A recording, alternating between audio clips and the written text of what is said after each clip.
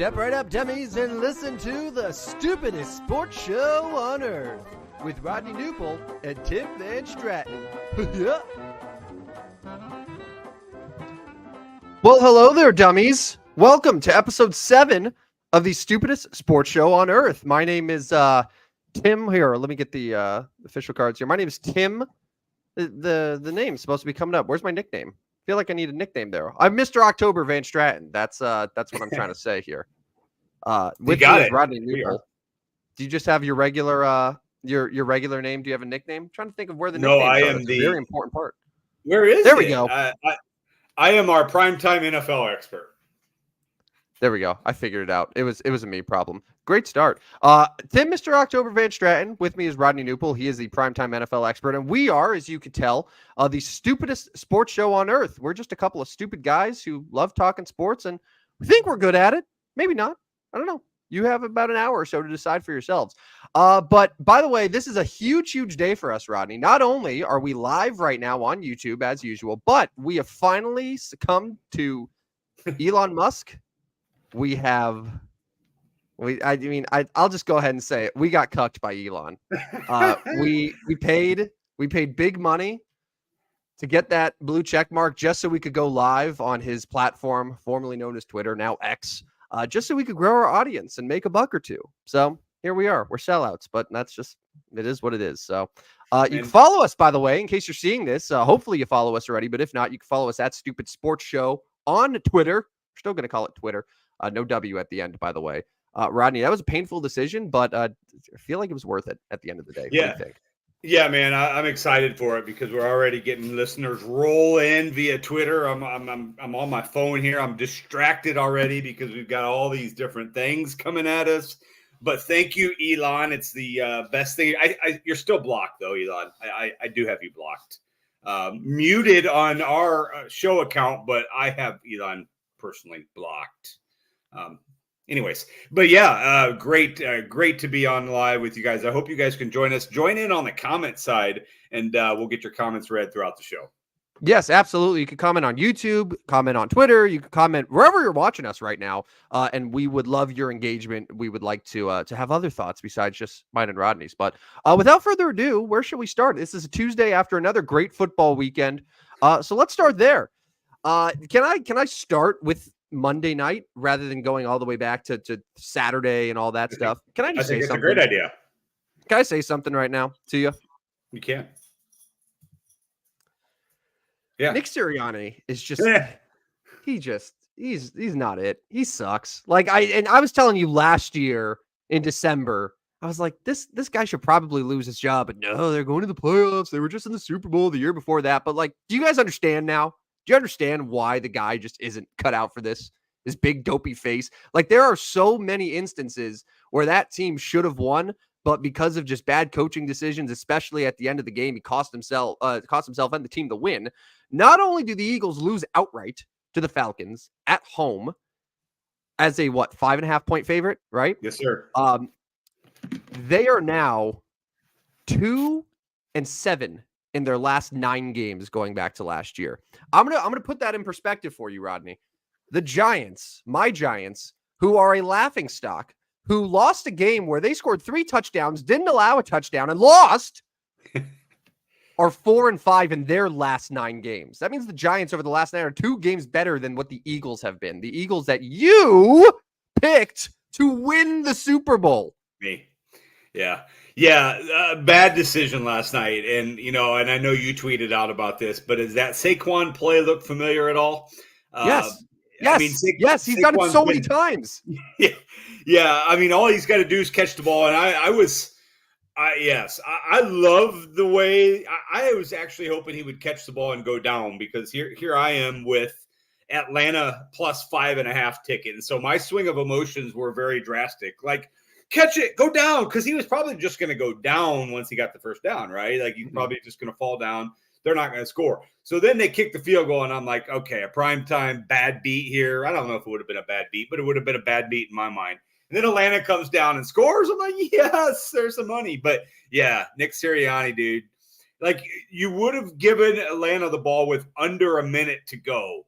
That becomes very difficult. And trust me, Kirk Cousins still might have done it because the way Philadelphia's defense, atrocious. 20-yard chunks at a time, wide open dudes, able to get to the sideline. Like, what is going on here? Sirianni's job is going to be, I mean, what does he have to do? Let me bring that back to you. What does he have to do this year to keep his job for year 4? With all of the talent on both sides of the ball, I think the Eagles, on paper, that roster is a top 3 roster in the NFL right now. They should be winning the division. They should be. I'm going to say probably. I would say he has to go to the NFC Championship game this year for to win the job. Now he is coming off of a season where they totally unraveled in the last few weeks. They lost in the first round, bad, to Tampa Bay, right? Yeah. Their pass defense last year was the worst in the NFL, and so far through 2 weeks, it doesn't look any better. Jordan Love had a great game against them, and we saw what Kirk Cousins did, primetime Kirk. So it's not like we can say the defense is any better. They said, "Okay, Nick, we're going to keep you, even though Bill Belichick is out there. We have options to upgrade, but we're going to keep Nick here. However, you're going to have 2 new coordinators, so we got to pick. Okay, I'm going to go with Kellen Moore, who, by the way, there were some game plan issues there." And then Vic Fangio on defense. So it's like, all right, you have these handpicked coordinators, 2 highly respected guys.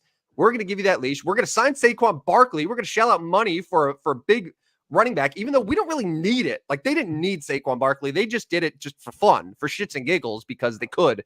So they did. So it's like they have all the pieces there. They, have made signings again on defense. Everything is there for them. And scrape by against the Packers, and then yesterday was just an absolute choke job at home. Like, it was totally unacceptable. And if I'm an Eagles fan, I don't even know how I'm feeling right now. But I have to say, like, dude, you can't just have that look on your face on the sidelines. You can't just talk the way you do. You can't just be who you are and lose games like that, man. Like, I hope you understand what I'm saying here, because, like, there's such a level of arrogance and cockiness that guy has that he is not backing up. And he was put into a great situation. They succeeded early on, but it's been going on for 9 months now, 9 straight months where this team has been an absolute dumpster fire. Now it's only looking harder.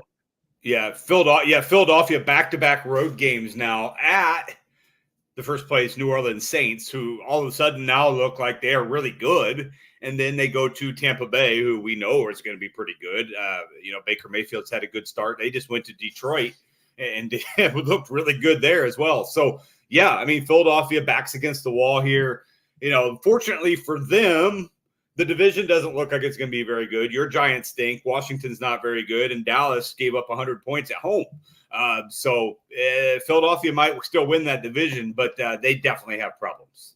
You don't know how sickening it is to watch the Eagles lose that game, to watch the Cowboys get absolutely murdered at home to a team that I project to be in last place this year. By the way, I thought the Saints would be worse than the Panthers. I'm not afraid to admit that. It's true. It happened. And here I am. And then Washington just looks like they don't look good. All of this is happening in the NFC East, and yet my team is in last place still. The only one out of that group who can't win when the division looks just all like it's unraveling. Do you know what that does to me? It's brutal. I mean, yes, I was a St. Louis Rams fan during 4 straight last place finishes. So yes, I do know what that means. Yeah. All right, that's fair. Let's continue working backwards, because my next thought is I wanted to go to that Texans-Bears game on Sunday night. You and I live in Central Illinois. We're surrounded by Bears fans. It's safe to say that the hype going into this year was unlike anything that we've ever experienced. I don't think there's ever been a Bears season, at least since I've lived in this area, where people have gone in and been this excited. But I got to say, through 2 weeks, I'm not going to blame Caleb too much, although there are a lot of things that he does that need some work. Yeah. But it's his second game. But it's mind-boggling to me that the Bears decided, hey, that offensive line that constantly put Justin Fields away from the pocket, running for his life, that arguably destroyed his confidence, right? Right. And ruined his potential because the guy took hits. He was always scrambling. He didn't have time. What if, and hear me out, and this is Ryan Poles and all of his Goonies talking. What if we decided to keep that same offensive line and give him to the first overall pick, Caleb Williams, who is the best quarterback prospect that we've seen since Andrew Luck? Andrew Luck, by the way, who retired early, well early in his career because the Colts decided, hey, he doesn't need an offensive line. The Bears were like, that was a great idea. Let's do the same thing with Caleb Williams and watch him get absolutely clobbered. Some of the hits that he was taking on Sunday night reminded me of if you watched the NFL highlights from the 1970s that showed all of the hits that would have all been penalties today. And they're just like, oh, this is what football is. Those are the hits that Caleb Williams was taking all game. How many times did he have a clean pocket to work with? And it just is mind-boggling that like all of the things that the Bears did this offseason to make themselves a contender, they just decided, you know what, the offensive line is fine. And it's going to ruin their entire season. And Caleb isn't going to be healthy for all 17 games. Yeah, the picture of that game that is most ingrained in my mind is Caleb coming up with just the pebbles of turf.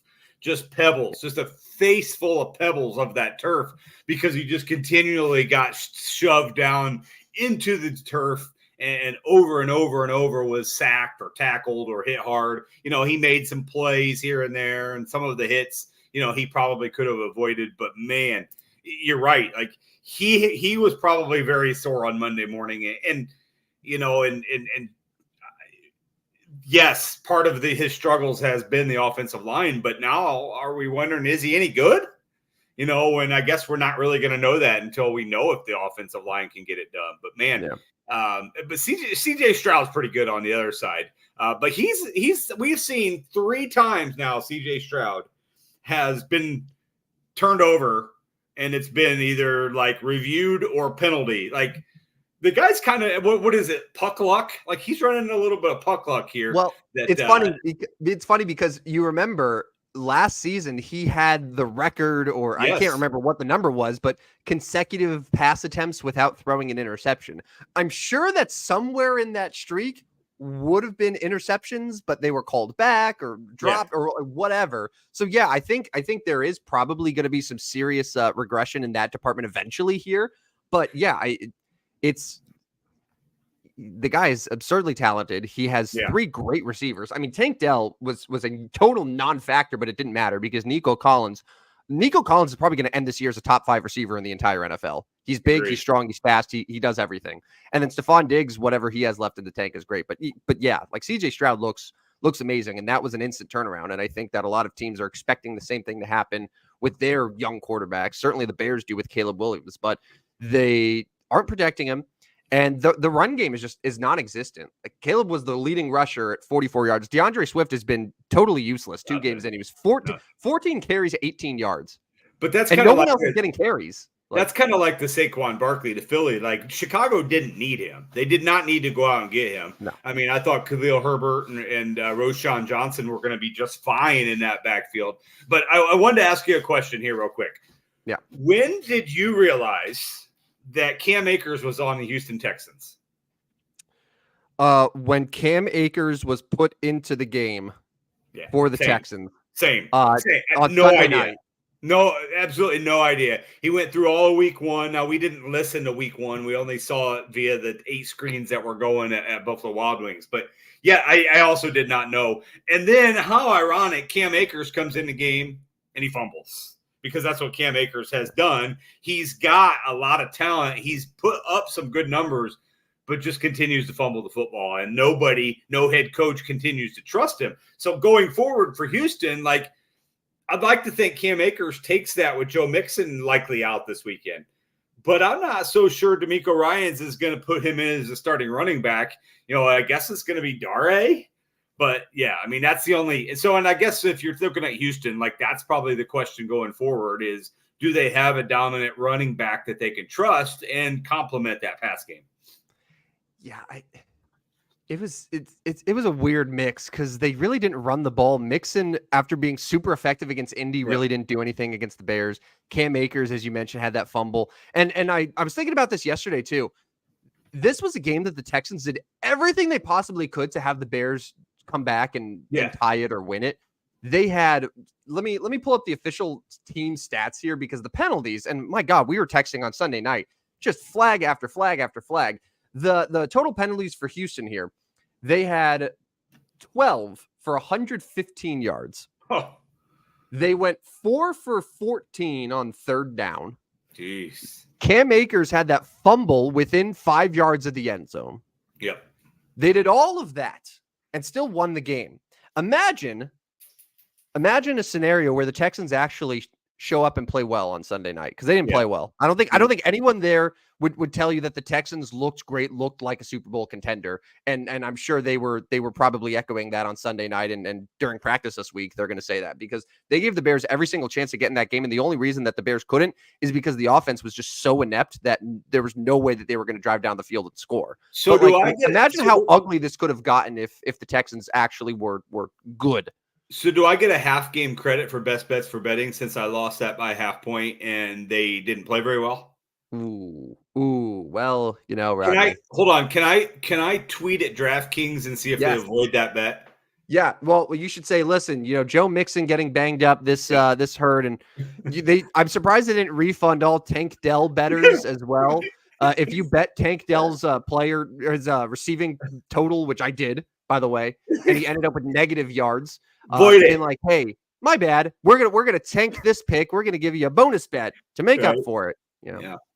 Yeah. I don't. For those of you not following along here, I am not an advocate for voiding bets just because it didn't work out. Like, you place that bet, you are putting that risk out there that it may not work. And I think the society of begging for voided bets is extremely soft. Extremely soft. Anyways, that's my 2 cents. Thanks for letting me get that in tonight, Tim. I appreciate it. No, I'm happy. I'm happy to indulge as you wave your fist at the cloud and say, old man yelling at clouds, giving me my money. So Rodney, if you had the choice to refuse it, if you were on the losing end of that, and DraftKings or FanDuel or whoever was like, hey, because of this unfortunate injury, we're gonna say, you know what, all of these bets are canceled. You get your stake back as a bonus bet. Would you be like, no, thanks, I have integrity. No. I'm not soft. I'm hard. No, you take it. No, I'm taking the money. No, all right, I'm taking the money. Shut up. Yeah, but I'm not begging for it on Twitter. You go to Twitter and you look. All you gotta do is void whatever, and there's just piles and piles. But that's the cesspool of Twitter. So, but no, I would. I mean, you can't decline it. It goes right to your account. It's a cesspool on Twitter. But by the way, if you're watching us on Twitter, thank you. This is by far and away the most people that we've had watching us live, which I strongly appreciate. I'm glad that we've continued to entertain you. All right, we got a couple segments coming up. Just to tease what we have coming up over the next little bit in the show here, we have a new game that we're going to play, and I'll just tell you the name. It's called For Real or Nah, and it'll make sense when we get there. For real or nah? Rodney and I, as he alluded to, we do have best bets for betting. It's a weekly segment that we do, and we're going to recap how those went. Two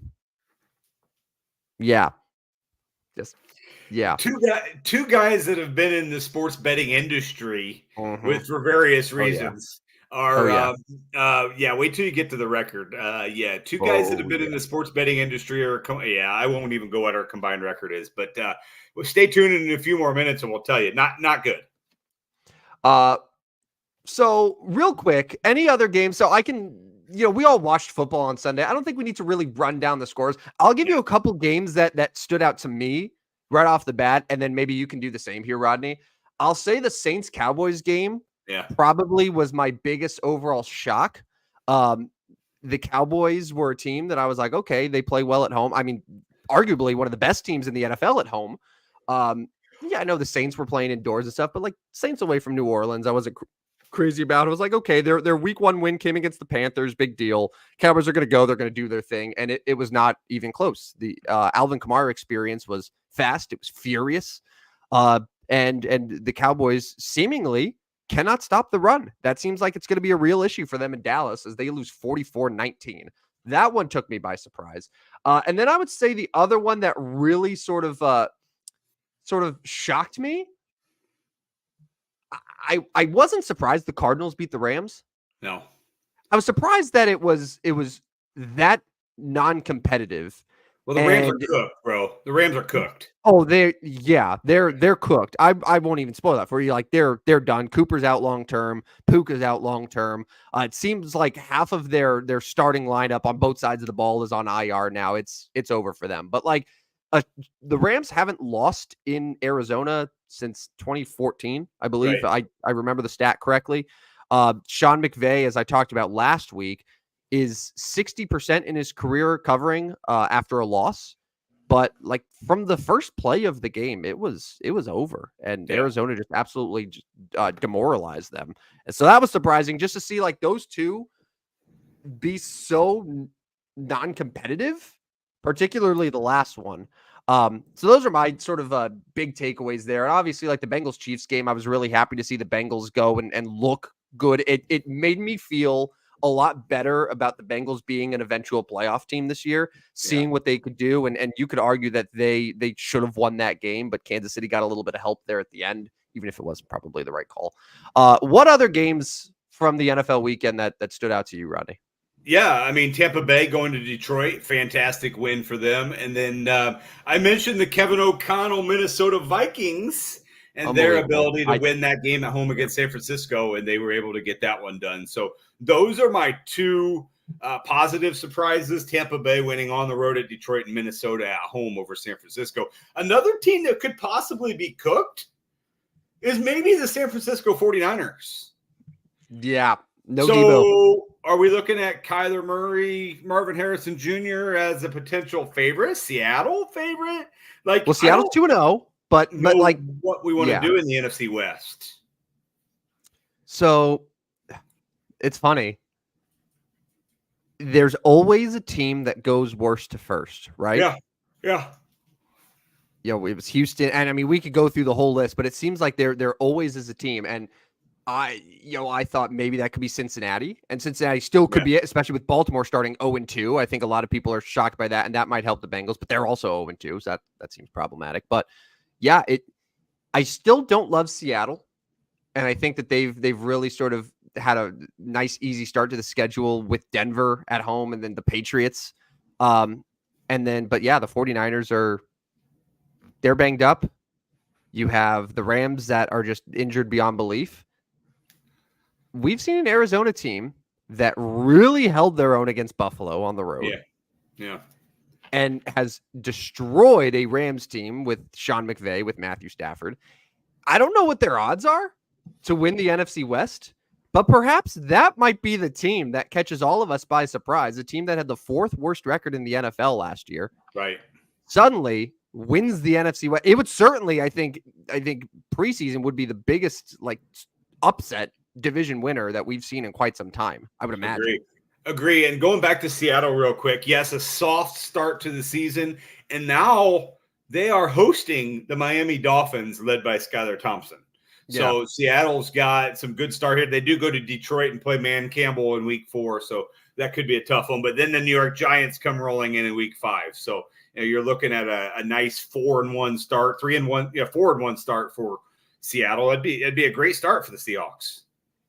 Yeah, that's a really cushy opening schedule for them. But then again, we saw that last year where they started off really great, and there was a point where they were kind of right there with San Francisco to win the division, and then things just unraveled.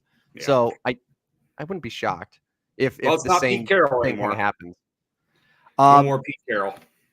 All right, I'm looking at the division right now. Yeah, so Arizona, no surprise, the Rams are now the biggest long shot to win the division. Just all things considered, it makes sense. Arizona, I'm on DraftKings. They're plus 750. The 49ers are minus 160, so they're still the favorite, which understandable. And McCaffrey eventually is going to come back. Debo eventually is going to come back. Seahawks are plus 220. I don't know. Cardinals plus 750 is really, really nice. I mean, the Dolphins are likelier to win the AFC East, according to DraftKings, than the Cardinals are to win the NFC West. Yeah. I mean, I think your wise money right now is to put it on Arizona. I just think at this point, like throwing it on Arizona and saying, "Hey, it's anybody's division," and we saw them play 2 pretty solid games. Plus 750, good odds there. All right, real quick, I'll leave this up to you here. We have 2 options. We could either just touch real quick on college football, or we go into for real or not, which is an NFL themed edition. What would you like to do? Forget college football. We're moving on. We're moving on for real or Screw not. College football was not the most. There were some good games, but nothing that was like shocked us. We can kind of come back to it Friday when we look ahead at this coming week. So screw it. We're going for real or not. Yeah, my takeaways there. The quickest edition of gas or ass that we'll ever have on the show. Florida State, ass. Florida Gators, ass. Yep. That's it. Good segment. That's what I got for you. All right, so this is a game that we're gonna play for real or nah. We're trying to be young. We're trying to be hip. Hence the emojis. Hence the terminology. So I have put together a list. I have 6 NFL teams for you. Technically 7, but we'll discuss that when we get there. 3 of these teams are undefeated. Yep. The others are winless. And our job is to say, yes, that record is for real. So yeah, they are that good. They are that bad. Or nah. Maybe it's early before we can judge them. Does that make sense? Makes sense. I think I got all the rules here, Tim. I think we're good. All right. It's a very, very complicated game that we play here on the Stupidest Sports Show on Earth. All right. Number 1, the Minnesota Vikings. You touched on them briefly. They were one of your teams that you were very impressed by over the weekend. And I have to say, I was impressed by them too. After they beat my Giants, I said, look, okay, anyone can beat the Giants. Literally, the Morton Potters here in town can beat the Giants, right? It's not a big deal. Shout out Adam O'Neill, head coach, first win of the year the other day. Good work, coach. Way to go, Adam. He is for real. Nah. All right. The Minnesota Vikings went back home, hosted a 49ers team that they also beat last year. Maybe it just is a coincidence. I don't know, but they looked the part. They look good. Brock Purdy looked bad. I mean, Sam Darnold once again looked really sharp. Yeah. They're doing it without TJ Hawkinson, who's still on the IR and will be for the better portion of this season. This is a team, Rodney, that I picked to be in last place. And not just that, but to have, I want to say 3 wins the whole year. Like a really bad football team. And they're already at 2-0. Are the 2-0 Minnesota Vikings for real or nah? Yeah, I think they are for real. I think they are a team in the NFC. And if you look at the NFC, it is still wide open. I mean, because we are still wondering about San Francisco. We obviously have questions on Dallas. We obviously have questions on Philadelphia. So, like, who is any good in the NFC? That's the big question here. So, yes, I am a for real on the Minnesota Vikings. I just feel like they're getting everything put together here early. Now, obviously, long season, injuries, and they're also well coached. And I look at any sports team anywhere, and if you're well coached, I think you got a shot. I've said this again before, and I'll say it again. Kevin O'Connell, very good head coach. I think the Minnesota Vikings are for real. Yeah, the O'Connell factor is huge. We have Kevin, who is watching us on YouTube right now, saying, Vikings fan here, always be prepared for the inevitable letdown. And okay, while I do understand that, and I understand why he's saying that, I think that there's a difference. Now, is the letdown we didn't win the division and we were only like 7 wins, or is the letdown, okay, we're going to go 2-0 but finish 4-13? You know what I'm saying? Like, my thought at the beginning of the season was it's going to be the latter. They're going to be a 4 or 5 win team at best. But I wouldn't be surprised now, just for all of the reasons you said. Like, there's enough talent there, and the coaching is really, really strong. And obviously, Brian Flores running that defense, they're doing a great job. They held the 49ers in check by quite a bit. Yeah, I think the Vikings, I'll say they're for real. Not for real in the sense of they're going to win that division, because they're not better than Detroit, and I don't think they're better than Green Bay still, especially if Jordan Love is playing. But they're for real in the sense that they should be a tough team to play throughout an entire season. But I mean, if Sam Darnold gets hurt, then the whole thing's over. Like, we can agree with that, right? It'd be one thing if McCarthy was there. It's another with, I don't even know who backs up for him, but that's when things fall apart for them. So, yes, and Kevin's right. Like, especially just the whole realm of Minnesota sports. Like, yes, we're all waiting for the inevitable of the Vikings falling apart. But I will say, kind of looking back at like the historical perspective of the Minnesota Vikings, I mean, they've been in the NFL 64 years and made the playoffs 31 of them. That's pretty good, really. Like if you make the playoffs half of your years, don't you think that's pretty good? Perspective, It's very good. historic. Yeah, I mean, they've made 31 playoff appearances in 64 years. So yeah, I get what Kevin says here, and Kevin, I know Kevin, very smart sports fan, not disagreeing or arguing with him. But what I'm saying is, like, if you're a sports fan and your team makes the playoffs 31 out of 64 times, I think you got to be pretty excited about that because only 14 teams make it. It was less than that going a few years ago. So. Yeah, and getting back to this year's Vikings, I just like the way they play, and they look like they're fundamental. They look like they're disciplined, and they're playing well to start the year. All right, so we're both for real on the Vikings. They're proving it to us. Number 2, the Indianapolis Colts. We're gonna go back and forth here. We went for a 2-0 team. Now we're going to an 0-2 team. The Colts. Both of their losses were pretty close, games that they could have won. It's not like they've been absolutely blown out. It's been a pretty tough start for them to go face Houston and then Green Bay. You have two reigning playoff teams, even though Green Bay didn't have Jordan Love. It was Malik Willis, but you still had to go to Lambeau. It's not an easy place to play.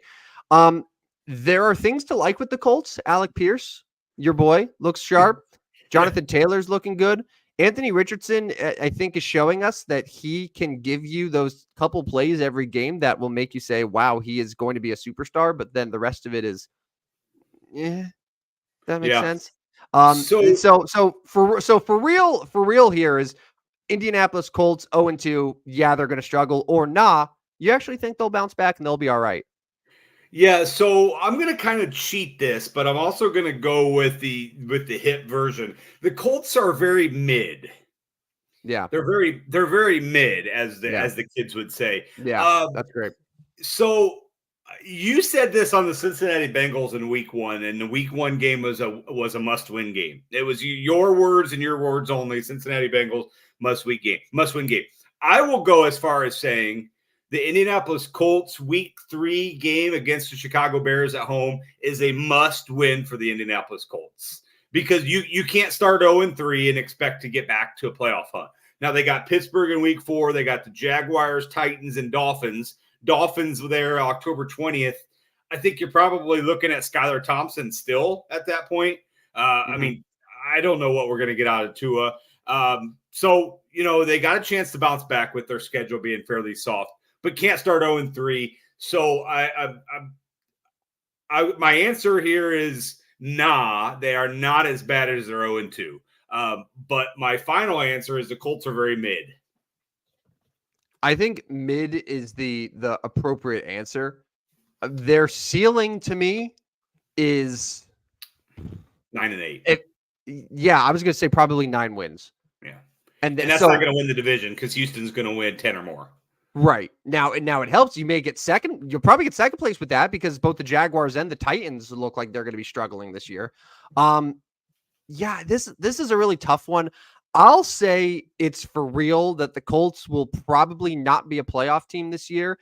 I don't know if I can see Anthony Richardson over the course of a full year winning them enough games, but I agree with you that this next stretch that they have here, starting Week 3 against the Bears, is crucial, and they absolutely have to come out of it with a winning record, I think, when it's all said and done. Yeah, they have to beat the Bears. Pretty simple. They have to win Week 3. Yeah, to have any real playoff aspirations, I would agree with that. All right, number 3. We have the Pittsburgh Steelers. Justin Fields. I shared the stat in our group chat earlier, and I'd like to share it with you. Now this is a stat. We are the stupidest sports show on earth. Okay, we pride ourselves in not getting bogged down by advanced numbers. Passer rating is a stat that I think is incredibly misleading in a lot of ways because passer rating through 2 weeks in the NFL, Justin Fields, who we can both agree is still probably not an amazing actual passer, is sitting at 94.4, which is ahead of Aaron Rodgers, Patrick Mahomes, and Lamar Jackson. Now, I don't think anyone in their right mind would say that Justin Fields is a better quarterback than any of those 3 guys, but he's clearly doing enough there to at least keep things afloat. He's doing what he was not doing on the Bears, which is avoiding mistakes, avoiding crucial turnovers, and he's eating clock. Even if it's settling in field goals a lot of the time, the defense is then coming in and doing their thing. The defense has been stout through the last 2 weeks, even though they've just been disgusting games. This is probably the grossest 2-0 team that we have, honestly.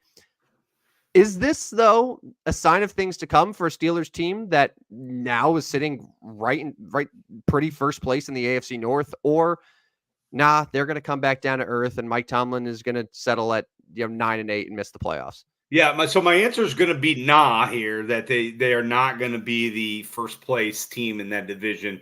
But they're still going to be fine as far as they're going to win their share of games. But you mentioned the grossest. I think that was the exact term you were the most gross. I said, yeah.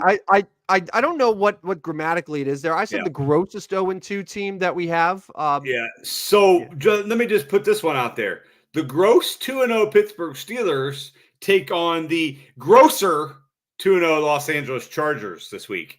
That's another gross 2-0 team. My answer was nah on Pittsburgh. I think it's probably us as football and sports fans just wanting them to be a little more exciting, right? Like, nobody wants to watch the Steelers play, and except for Steelers fans. And they love that they're 2-0 and they love Mike Tomlin. But, like, you look at the Sunday ticket, like, you're not clicking on the Steelers unless you, like, are invested in Justin Fields. He's your fantasy guy or whatever, for whatever reason. So I'm going to go nah, and they're just kind of boring. I'm not into the Pittsburgh Steelers. I'd like to make a rule proposal for the NFL. Now, I know that every team has to be in prime time at some point. Like, certainly the Steelers are probably going to be on a Monday night game, probably on a Thursday night game. So that's at least a couple primetime games. But I would really like, and I'll settle for that and grin and bear it, whatever. I would like for the Steelers to never play in the late afternoon window again. Oh yeah, the 325. Because if I have 3 or 4 games that are happening, and those are my only options, right? Yeah. I have my Sunday ticket. I have my multi-view. If I can help it at all, I do not want to see the Steelers anywhere in my multi-view. But if there are only 3 or 4 games happening and they're one of them, they're there. Like, you don't know how disgusting it was that we had 10 games in the early window on Sunday and then only 3 in the late afternoon. And one of them was a Steeler. So I had to just watch Steelers Broncos in there while the Chiefs and Bengals are doing their thing and the Cardinals are putting up 41 points. It's not right. So I would like the Steelers going forward to exclusively be buried in that noon, early afternoon window. So where they're just one of 7 or 8 games that are happening. And if I want to avoid them, aside from the occasional Scott Hansen update for another field goal, I can. And it's wonderful. I got bad news for you, Tim. October 13th, Steelers at Vegas. That's a 3:05 start. We've got December 15th at Philly. That's a 3:25 start. And December 21st at Baltimore. That's a 3:30 start. Plus, they have 2 out of 3 Sunday night games coming up. Plus, they've got a Monday night game against your New York Giants. Plus, they've got a Thursday night game at the Cleveland Browns. Who did this to us? What did we do to deserve this? So if I'm doing the math correctly, so what did you say? 2 Sunday night games? I think they may have 3 Sunday night. They have 2 out of 3 coming up. Oh my God. It looks like just 2 Sunday night games. So 2 out of 3 weeks, 2 Sunday nights. Yep. So I count 4 primetime games. Yep. Plus another 3 late afternoon games. Yep. 7. There's 7. That's 7 games of the remaining, 15. So like half of the Steelers schedule, we as football fans are going to be forced to see. Yeah, basically. Oh. Yeah. Are you calling Steelers for real or not? No. Look, it's going to be the same thing that it is every year. I mean, they're the Iowa of the NFL. Like, that's it. It's unwatchable. It's disgusting, but they're somehow going to have a winning record and they're going to be in the mix for a playoff. Like, that's just how it is. But no, this team's not going to win the division. Justin Fields, Russell Wilson, whoever it's going to be, it's not happening. The offense still sucks. Like, I don't care how good TJ Watt and the defense is. Crazy part about that is I know people that are literally Iowa football fans and Pittsburgh Steeler fans.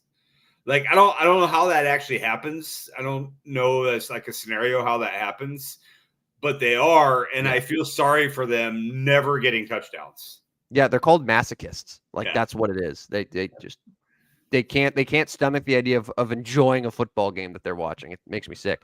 All right, moving on. Blech. The Cincinnati Bengals. We'll stay in the AFC North. The Bengals are 0-2. But I don't. This was probably the best case loss that they could have had. Like this is an 0-2 where you're looking at that team, and I'll just tell you right now, I'll say nah here. Like I don't think they're going to be a last place team. I think the Bengals are going to come out and they're going to be just fine, assuming that Joe Burrow stays healthy. But I really liked what I saw against Kansas City. That's a game that they very easily could have won. I think a lot of people came out of that saying that they are. This could be a rematch that we'll see in January between these two teams at Arrowhead, and we've seen it before that Cincinnati can go in there and win. Yeah. Part of the reason why I like them to go to the Super Bowl. The Bengals are 0-2. The Patriots loss was inexcusable, but I think we saw in week 2 that they're going to be okay, but they just got to actually start winning some football games here because it's going to get hard if they start 0-3. But I'll say nah, they should be okay.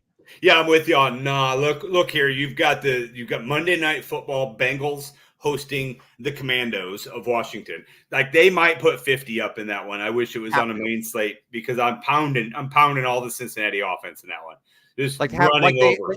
They have to win. I know I joked and said week 1 against the Patriots was a must win, but week 3 Commanders, that is a must win. You cannot start 0-3. Week 4 for your Cincinnati Bengals at Carolina, another must win game. Yeah. Now then they do have the Ravens, but looking at week 6 at your New York Giants, there's 3 out of their next 4 that like they could be touchdown or more favorite in all 3 of those games. Like they are going to be big favorites in all 3 of those games. There's 3 wins. I mean, you're looking at 3-3 as kind of the worst case scenario after week 6 for Cincinnati. They'll be right in the mix at 3-3. So nah, this is not a for real 0-2 Cincinnati team. All right. This next one, I didn't really know which team to choose. So I just sort of combined them because they're very similar to me. The Saints and the Buccaneers are both 2-0. They've both had offenses that have looked quite explosive. Derek Carr and Baker Mayfield are currently tied for the NFL lead with 5 touchdown passes. Between the two, I'm higher on Tampa Bay still. Maybe New Orleans. I'm just being stubborn at this point because I picked them to be bad and they're just, I don't know. I really don't know. I'm curious to hear your thoughts here, but you can combine these teams. You could just break down each separately if you have differing opinions on them. But the Saints and the Bucs, they're both 2-0. Are these going to be teams that are fighting for a division title with Atlanta? Like how do you see these teams here? Because I still really don't know, especially with the Saints. I think they probably both will still be competing with Atlanta for a division title. They're all going to beat up on Carolina. And you're probably looking at now. This division does seem to be better than in years past. Maybe I don't know as if we know the answer to this yet. But if the for real or not question, if it's just talking about are they for real to win the division, I think both of them are definitely yes. Because yes, Atlanta looked good last night, but we got questions on Atlanta too. That it's like 3 teams, questions on, not sure about. And, after 2 weeks, these 2 teams have the game up on Atlanta. So, yes, I think they are going to be fighting for division. Now, on New Orleans side, Derek Carr is going to come back to earth, right? On Tampa's side, I love Baker Mayfield. They're not getting anything from the run game in Tampa right now. Like Rashad White's not giving them anything. So it really is all on Baker. And if that starts to falter, then they could go down real quick. And is the defense all that good? I mean, I know they've played well. I'm not sold that it's that good a defense. I think they made going to Detroit, they made the stops that they needed to. But I agree. I don't think it's an elite unit, nor do I think like New Orleans defense is. I just think that they've capitalized on their opportunities, and I don't know how long term. But I'm sorry to cut you off there. I didn't know. I don't have much more there. Yeah, I mean, I'm really still kind of mixed on this one, and maybe my answer for this is the same as earlier. Are they mid? I mean, I don't know. I'm kind of stumped on these 2 teams as well. I was very impressed that New Orleans could go to Dallas and Tampa could go to Detroit and pick up wins. So I can't call them mid because those are big wins. Like those two teams were playoff teams last year. That's what I'm saying. Like going on the road and winning those games the way they did, like it's hard for me to just be like, psh, like that's nothing. Like the same with the Vikings. It's like it's one thing to beat the Giants. It's another thing to beat a team that went to overtime in the Super Bowl. Like, correct. So yeah, I want to see what we get from Derek Carr as the year moves on. Want to see what we get from Baker Mayfield as the year moves on. Both teams have new offensive coordinators. Particularly Kubiak in New Orleans is very quickly becoming a head coaching candidate based on what he's been doing there. I mean, they scored all 15 drives that Derek Carr has led this year, which is just totally insane. This is a quarterback who I think a lot of people thought that they would bench during the year so they could just cut him, not have to worry about it like moving forward. So I don't know. I'll say in terms of kind of how you put it, in terms of competing for the division, probably for real. Yeah. Because Atlanta, I don't think is going to be a runaway favorite at this point. But do I think that both of these teams are as good as maybe their record and their point differential indicate? Nah, especially New Orleans. It's going to come down to earth eventually. And if it doesn't, then I'll eat my words, but I'm willing to take that chance. I mean, Atlanta's got Kansas City at home on Sunday Night Football. That's going to be a tough one. Tough start for them. Wow. So Pittsburgh, Philly, Kansas City right off the bat. New Orleans doesn't have an easy one. They're hosting the Philadelphia Eagles. Not an easy chore there. Tampa's probably got the easiest of the 3 games here in week 3 as they host the Broncos. Yeah. You say that about the Eagles who are 2-7 in their last 9 games. Yeah, mind you. I know. Point that out. All right. Our last for real or nah. We're back to the AFC North again. I realize I put 3 AFC North teams on here, but the Baltimore Ravens are 0-2. This is probably my easiest answer here. But you have to admit, to be a 8.5 point favorite against the Raiders at home, a Raiders team that really just didn't look good against the Chargers, and then they come to your house and they beat you. They beat you outright. Gardner Minshew beats you outright. This isn't normally a game that the Ravens lose. I feel like the Ravens just over the last few years under John Harbaugh and with Lamar Jackson, like they're usually pretty good. If they're a big favorite over a team, especially at home, they'll beat them. This was a team that I had as the 1 seed in the AFC, and right now they're 0-2. For real? Is this team not as good as we maybe thought they would be, or are they going to bounce back? Are you saying, nah, this team actually will still win the division? I mean, you're right on the fact it's really flat out an unexcusable loss for the Baltimore Ravens. I mean, you just can't, you simply just can't lose that game. But as far as for real or not, I mean, no, it's not for real that they are going to be last in that division because that's what they are, tied with Cincinnati right now. But I don't know, like something's not mixing there with Derrick Henry in the mix yet.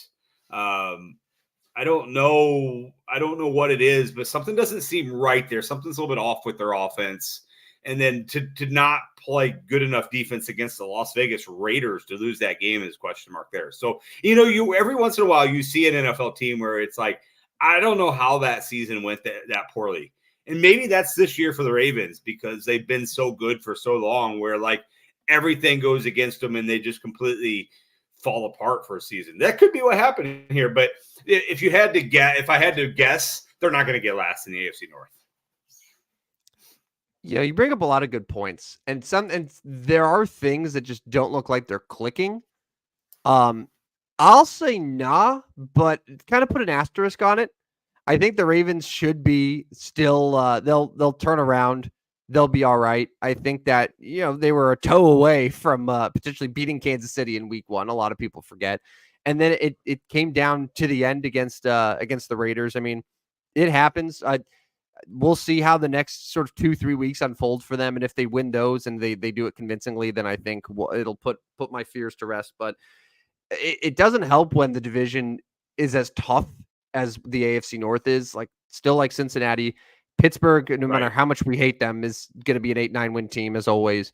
And then Cleveland, it looks like that defense should still be pretty solid. So yeah, let's keep an eye on them. But I'll say they should still be a playoff team. In my lifetime, I don't think the Ravens have ever been worse. Like at worst, like 7 wins, legitimately. Like it's inconceivable of me to imagine a scenario where the Ravens are a bad football team. It doesn't happen there. They're the most like consistent thing that I've ever experienced. They're always just great. I mean, you bring up a good point and well coached. So but I still guess I wouldn't be shocked if like they just did fall apart. By the way, did you know? And they mentioned this on the Thursday night game in week 1. And I didn't catch it until the day after. Did you know John Harbaugh is the second oldest coach in the National Football League now? That's pretty wild. It's actually quite wild because he seems like one of those guys that doesn't really age. I mean, he's never really shown to be young, but he's just, so what is he, 60, 61, somewhere around there? He is 61. 61 years old. Who's the oldest? Oh, it's pretty easy. You don't have to think too hard.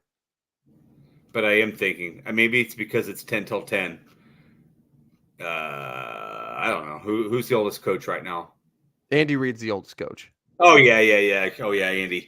But no Belichick anymore. Yeah. No Pete Carroll anymore.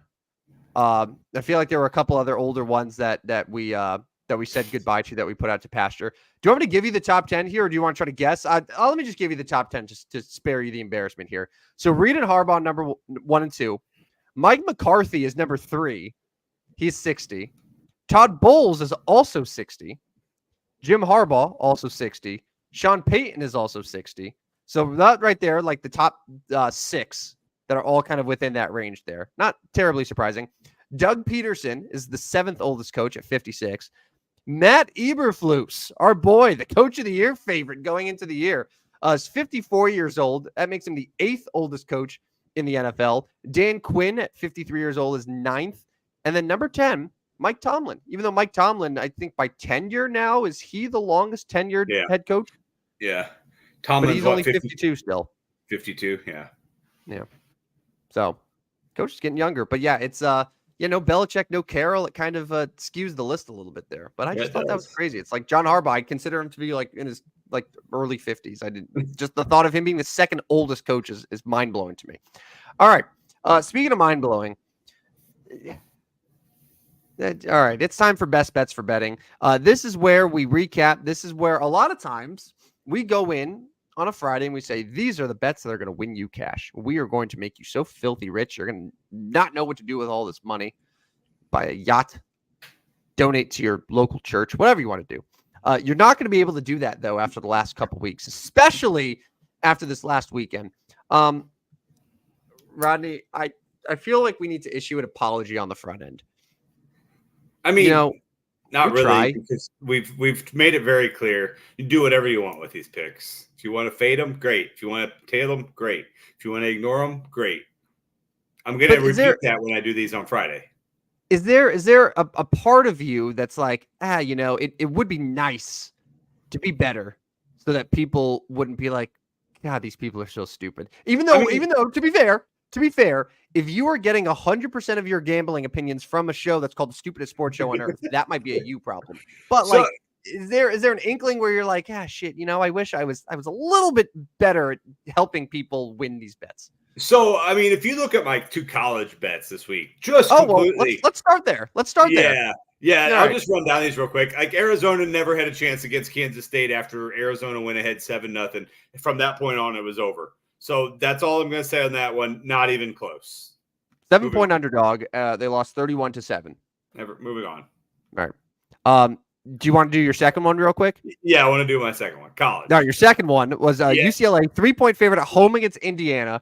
God, UCLA's bad, dude. They are terrible. They are bad at football. They are really bad at football. And Indiana's not bad. Indiana looked like they could be all right. Yeah. Now, all right in the Big Ten means like 5th, probably. I mean, you got Ohio State, you got Penn State, you got Oregon. You may have Michigan better than they are. So, yeah, I mean, Indiana's fine. But, yeah, UCLA's bad. And now, I mean, we can talk about this Friday. They're like a 1,000,000,000-point underdog at LSU. Good luck. Yeah, But not yeah, happening. that's my 0-2 start right there. I used one of my I think my only loss the first time we did it was on UCLA because I took them to cover against Hawaii because I was like, Yep. oh yeah, they're gonna roll Hawaii. Like, Nope. nope. I should have learned there that this team is not very good. They come back and barely beat the Rainbow Warriors. That seems like a problem. All right, I'll take some of the pressure off because let's start with my first one. I stuck with the NFL. I went Cowboys -6.5. And funny story about this. Do you ever, when you're going through, because like I like to bet on games and I like to bet on multiple sports books, just find where the best odds are. And normally I'll do a bet and then I'll track it somewhere, like I'll just go on Action or whatever and then like track it. I didn't do that this time around, and I realized after the fact that I had put two different bets on two different sports books for the Cowboys to cover. So like I doubled down on the Cowboys -6.5 totally by accident. So I was like, okay, well, whatever. At least it was that. Like, I feel pretty good about it.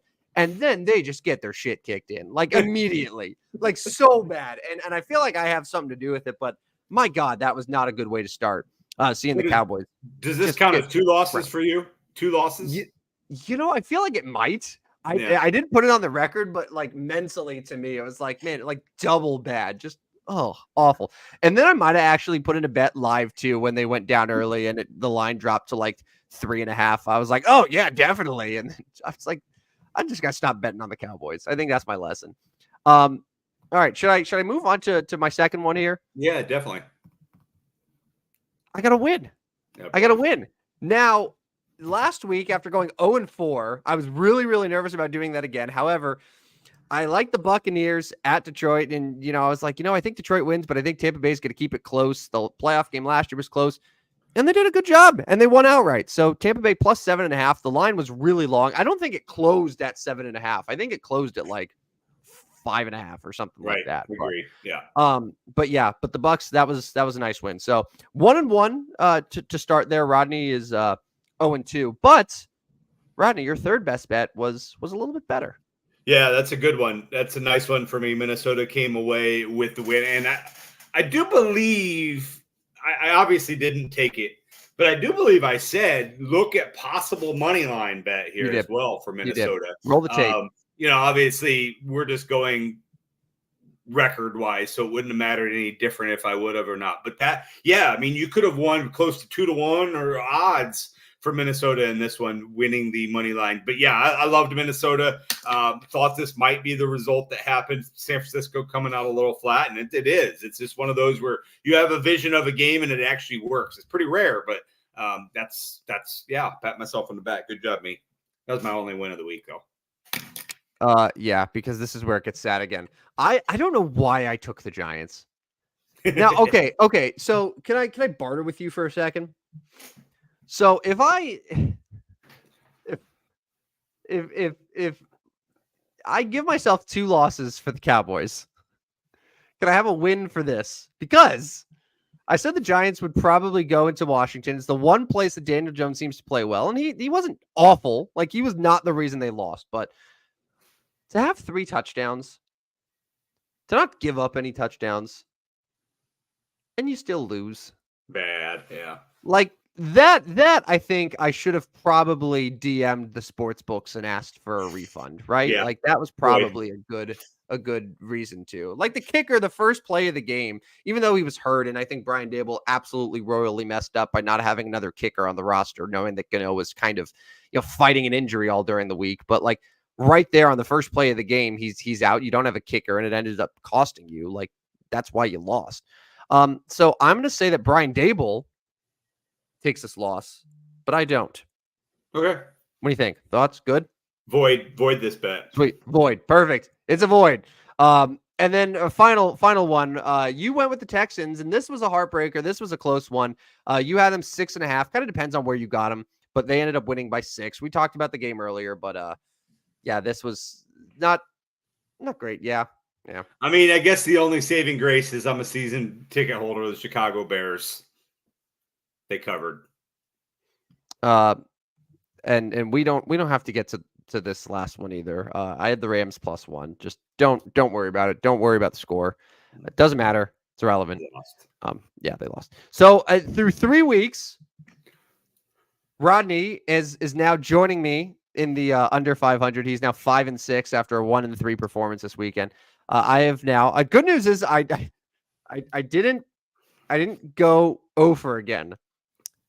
That said, 3-8 is not exactly where we wanted to be. And can I just say, a lot of people, they turn to us, experts, titans in the sports betting industry, to give them winning picks. And we failed, me especially. So for that, I'd like to say we'll do it again on Friday. Yeah, we're probably gonna go 0-4 again. Yeah, we're gonna go. We're gonna review the tape. We're gonna have some discussions. We're gonna work hard, because that's what we do. We're not gonna give up. And I can guarantee that we can only go up from here. My response is going to be, my response will be, because we're being hip tonight, is sorry, not sorry. Sorry, not sorry is you being hip? I don't know. It's like a 20-year-old phrase. Do the kids say that? Let's be like, I'm going to be hip and say, what's up? What's up? So sorry, not sorry is not cool anymore. I don't think so. No. I don't think sorry, not sorry is what like the 13-year-old kids are saying to each other. Right. Like I think you grossly misused that one, pal. I'm sorry. Bad. Just an icky note to go out on there. My B. My B. All right, let's finish off with some nice Barry Bonds stat of the day. This is a every show we like to end by just recounting one of Barry Bonds' insane stats. I've come with a stat today. I apologize if you might have heard this before, or if anyone listening has heard this before, but there's so many out there, and I feel like there's a good chance that we're gonna have a unique one at least every show. Rodney, it's no secret that Barry Bonds walked a lot. It's also no secret that a hitter of his caliber was intentionally walked a lot. The last thing you want to do is just serve up a meatball to that guy and he hits it 600 feet. But there were, over the course of Barry Bonds' illustrious baseball career, there were 41 intentional walks that he drew with the bases empty. That's wild. Now, I just want to say that again. Now, people talk about, okay, bases loaded. There's times that they did that and they'd rather just give him a run. But there's times it's like, you know what? I don't even want to deal with it. Just put him on. It's not worth it. Yeah, and just give up the free run. Just give him base, because it's better than him getting a hit, clobbering a home run somewhere. Let's put him on and let's just get to Jeff Kent or Rich Aurelia or JT Snow or whoever else followed him. Like, much rather do that than just like actually pitch to him. That's crazy. That is a wild. And this was still in the day too, where they like had to actually throw all 4 pitches before it was just the automatic. You just do a signal here. I wonder if there were any instances where he decided, you know what, screw this. And if a pitch just hung a little bit near the strike zone, he decided to just swing at it anyway. I hope so. Yeah. I would. Yeah, that is a wild stat, because like you are literally giving up a run. Like you're just putting him on base. It's like, yeah, it's a nice clean inning, no one's on, but yeah, just here you go. Just go on base and we'll deal with the next guy. Like that's respect. But it would also just piss me off if I was him. Yeah, no, for sure. Because that's what you're up there for. You just want to go hit. All right, Rodney. That does it for episode 7 of the Stupidest Sports Show on Earth. Thank you to everyone, by the way. We're up to 40 live viewers right now. After having like 2 the last couple times, I got to say, being Elon's cuck has really paid off for us so far and live streaming on Twitter. Let's do it again. Yes, what sir. Do you say? Yes, sir. I'll come away with we're going to have a few announcements coming up later in the month as well, in early October. So I'll just throw that teaser out there. A few announcements coming up. So you're going to want to make sure you stay tuned. Or as you always give the spiel, follow us later and listen later on all your podcasts. Right there. Listen on Spotify, Apple, and iHeart, and wherever you get our podcast. That's what you say. Yes. Yeah. Beautiful. Well said, pal. The podcasts are always available very soon after we're done this live recording here. So you can listen to us whenever you're on the go. If you're like, oh, I want to go back and hear the stupid things they said. you can do so now.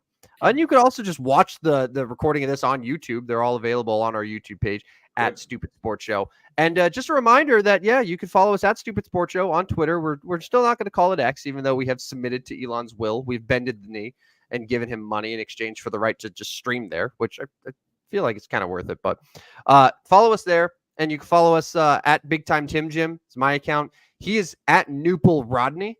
I am. I mean, he's a good follow because he'll give you like 85 tweets a day. Oh no, I've cut back over the years. So down to 60.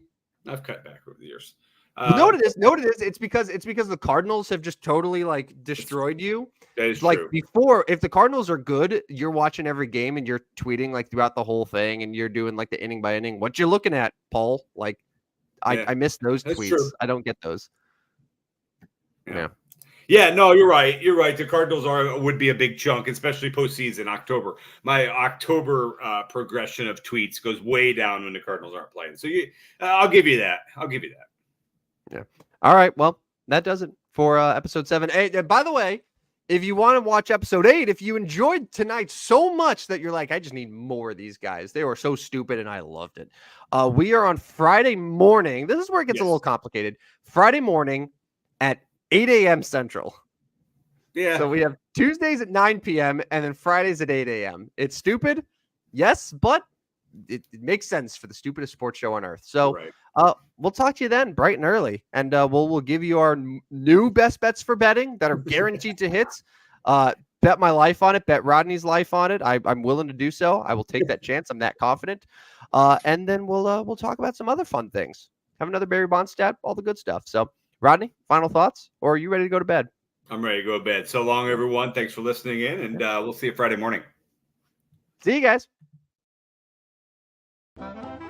Step right up, dummies, and listen to the stupidest sports show on earth with Rodney Newple and Tim Van Stratton.